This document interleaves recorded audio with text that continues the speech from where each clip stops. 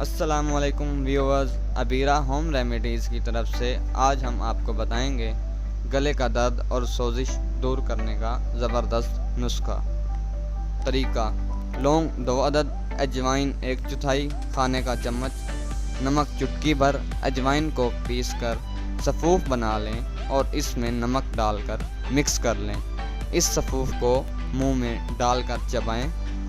ये ख्याल रहे कि इनको ज़्यादा से ज़्यादा देर तक चबा कर चूसना है, निगलना नहीं है। इस अमल को दिन में 2 मरतबा करने से गले का दर्द और सोजिश ख़त्म हो जाएगी। गले का दर्द और सोजिश ख़त्म करने का इंतहाई ज़बरदस्त नुस्खा है। गले में सोजिश हो जाए तो गरम गरम दूध में थोड़ा सा शहद और थोड़ी सी ग्रेसलीन मिलाकर पिएं और सो जाएं। गले की सोजिश और जलन दर्द ख़त्म हो जाएगा। गले की गदूद में इन्फेक्शन। टॉन्सिल्स का ऑपरेशन लोग कराते हैं, अब तो जदीद तरीका इलाज है, कोई मसला नहीं होता। खट्टी चीज़ों से परहेज़ किया जाए तो गला ख़राब नहीं होता। नीम के थोड़े से पत्ते पानी में पकाकर गरारे करने से भी फ़र्क पड़ता है। नीम एंटीसेप्टिक है। तिब्बे नबवी में भी इसका इलाज है। किस्से शीरीं हल्की जर्द रंग की छोटी छोटी जड़ों की तरह होती है।